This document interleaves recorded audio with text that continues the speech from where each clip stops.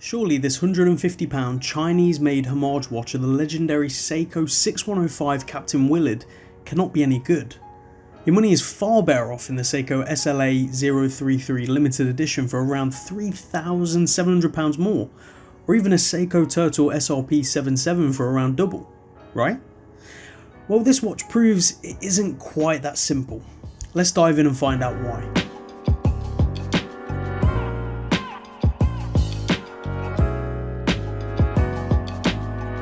Throughout this video, I'll be referring to this watch as £150, as that is what I paid for it on eBay. You can find it elsewhere, online for less, and in some cases around £100, but for the sake of reviewing this exact one I have, we'll call it £150. This story begins in 1970 with the introduction of the 6105-8110 and 6105-8119. The last digit referring to the market that the watch was sold, they're exactly the same otherwise.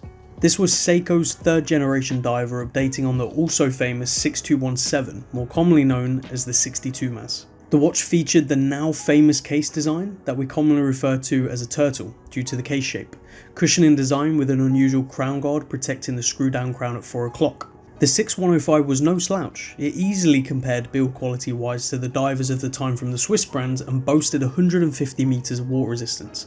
Seiko even produced their own movements, cases, crystals, oils and so on, not too dissimilar to today. These watches were incredibly popular among divers at the time and even were used heavily during the Vietnam War era, and this is where the nickname of Captain Willard came about.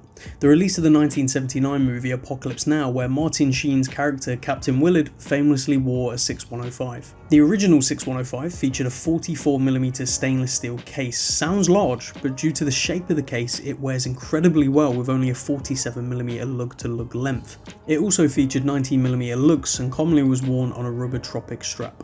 Now if you're lucky enough to find an original and unmolested 6105, you can expect to pay around £2,000 in today's market. That's no small chunk of change for a vintage Seiko diver. Now granted, this is no regular Seiko diver and actually has an amazing history. I'd love to own one, but just not right now. Now if you want that original design but with a modern reassurance, what are your options? Seiko have the SLA 033, which was a limited edition run of 2,500 and the recreation of the 6105. It will set you back around £3,850 though, as it features all the bells and whistles you'd expect from a Grand Seiko, never mind a Seiko. If that is a bit extreme, then the standard Seiko Turtle is a great option for around £300 plus in the SRP 777.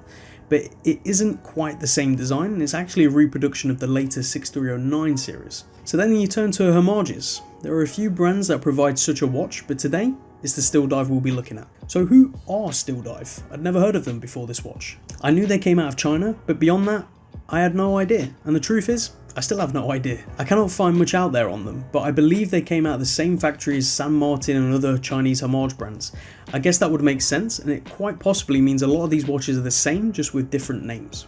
The STEELDIVE features a 44mm stainless steel cushion case with a lug-to-lug of 47mm. Some people have measured it at 45, I've measured it at 44. It seems to be sort of however your calipers are adjusted, but I'm getting 44mm.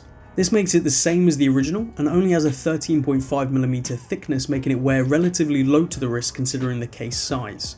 The lug size here is 20mm and my version originally came on a stainless steel bracelet. Let me save you the time. It is truly awful, feels cheap and it's not comfortable. I purchased this tropic rubber strap and it not only looks great on the watch, but it also wears so much better on the wrist with it. I believe they offer the watch as standard with a rubber, so go for that one. The case has polished sides with brushed tops leading towards heavily curved looks.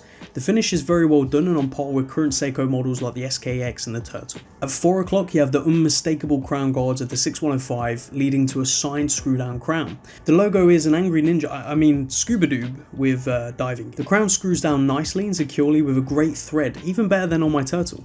The grip on the crown itself is easy to use and done in the same fashion as the 6105. That's attention to detail. Now we come on to where this watch becomes insanely impressive for the asking price. Sitting atop the case is a black ceramic bezel, large and thick grip surrounding it, making it a breeze to turn. It features 120 clicks.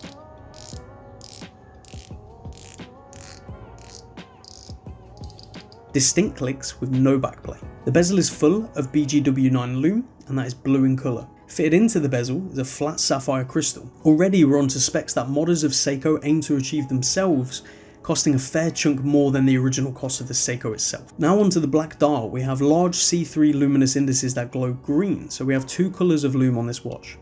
These indices are applied with a thick surround. Outer minute track touching the border of the watch dates at 3 o'clock with a steel surround defining it against the dial. 6105 baton style hands with lume, iconic second hand with the lume tip and a red circle. All very fitting with what the 6105 dial truly looked like. At 12 o'clock you have the STEELDIVE logo and their name stated. At 6 o'clock you have the words automatic water 200M resist with 200M in red, a nice contrast and fitting with the touch of red in the second hand. Flipping this watch over, you're presented with a lot of brush space and a small polished caseback in the middle. The Angry Ninja is present again here and very well finished. The usual information you would expect to find on a caseback. This is screwed down and boasted as stated 200 meters of resistance. I'm not sure how much I trust this rating, but I've showered with it no problem.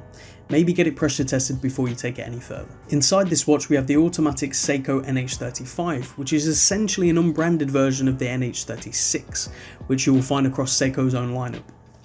The NH35 is often what you see in non-Seiko watches, and these brands can buy them in bulk for their watches. It's why you see a lot of micro brands use them. It features a beat rate of 21,600, has 24 joules, 40 hours of power reserve and hacks and hand winds. That's a great set of specs for any automatic watch, never mind one at this price point. The accuracy can vary from -20 to +40 according to Seiko themselves. Mine's been running at around +8 seconds a day, so I'm more than happy with that.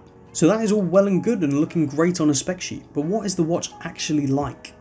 I've owned mine now for 3 to 4 weeks and have seriously enjoyed it and wore it a fair bit more during that time than I thought I would. The design is what I wanted, true to the 6105 with a modern feel due to the ceramic bezel. The proportions fit well on my 6 3/4 inch wrist and feels very comfortable.